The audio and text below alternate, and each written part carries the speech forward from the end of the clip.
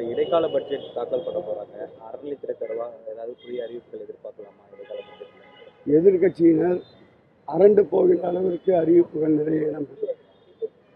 அன்புமணி ராமதாஸ் அவர்கள் நேற்று பேசும்போது திமுக கூட்டணி வலுவான கூட்டணி கிடையாது, அதிமுக கூட்டணி தேசிய ஜனநாயக கூட்டணி வந்து தமிழ்நாட்டில் 200 தொகுதிகளுக்கு மேலே வெற்றி பெறுங்கிற ஒரு நம்பிக்கை சொல்லியிருக்காரு.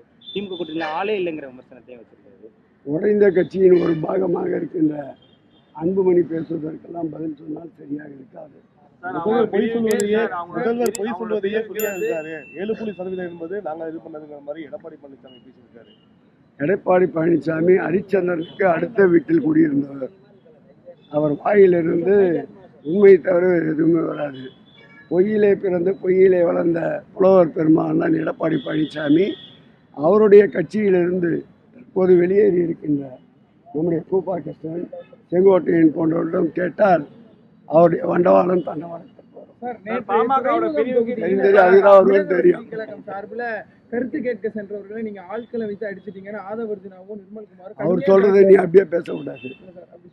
என்ன நடந்த பப்ளிக்கும் தாவதற்காக தான் சண்டை. எந்த ஊடகமாவது நீங்க பொதுமக்கள் பாதிக்கப்பட்டு தாக்குதலுக்கு உள்ளாக்கப்பட்டு ராஜீவ்காந்தி மருத்துவமனையில் சிகிச்சை பெற்று வருகிறார்கள். அதை குறித்து யாராவது பேட்டி எடுத்து போட்டீர்களா? வெறும் அவர்கள் சொன்னதையே பதிவு செய்கிறீர்கள். உண்மை நிலையை களத்திற்கு சென்று விசாரியுங்கள். அதே போன்று பாதிக்கப்பட்டு ராஜீவ்காந்தி மருத்துவமனையில் அனுமதிக்கப்பட்டிருப்பவர்கள் யார் என்பதை விசாரியுங்கள். முழுக்க முழுக்க பொதுமக்கள்.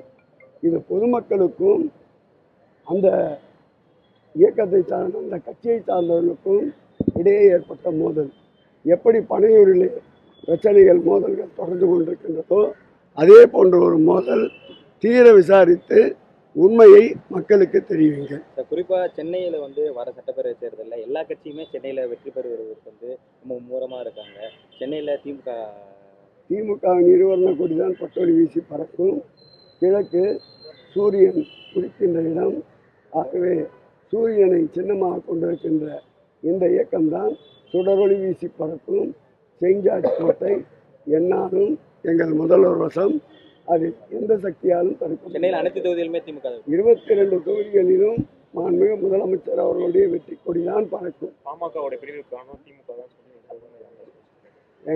அப்பாவே ஒழுங்காக வச்சுக்கிட்டு இல்லை. ஒரு கட்சி வேற வச்சுட்டு இருக்காரு. அதுக்கு வேற கேள்வி கேட்டுனா அதுக்கு வேற பதில் சொல்லின்னு இருக்கணும். கதறாருங்க. பாவமா இருக்கு அவரை பார்த்தா. கருத்து கேட்புங்கிற பிரச்சனை மக்கள் மீது தாவேக்கனார் தாக்குறாங்கிறத எடுத்துக்காங்க. இல்லை, நீங்கள் போய் உண்மையை விசாரிங்கன்ற. ராஜீவ்காந்தி மருத்துவமனையில் 3 நபர்கள் மகளிர் தாய்மார்கள் அனுமதிக்கப்பட்டிருக்கிறார்கள். அவர்களை சென்று கேளுங்கள். அவர்கள் கட்சியை சார்ந்தவர்களா பொதுமக்களா? அவர்களும் வந்தவர்கள் என்ன பேசினார்கள்? வந்தவர்கள் அந்த பகுதியை சார்ந்தவர்களா? வந்தவர்களுடைய தோற்றங்கள் எப்படி இருந்தது?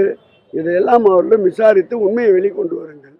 இது போன்ற செயல்களை வைத்து தங்கள் இயக்கத்திற்கு கலர் மெருகேற்ற துடிக்கின்றார்கள். அதற்கு நாமும் சேர்ந்து விளம்பரம் கொடுக்க தயாராக இல்லை. உண்மையை அறிந்து நீங்கள் அதை ஊடகத்தை வெளிக்கொண்டு வாருங்கள். அப்படியே கலைப்போங்க.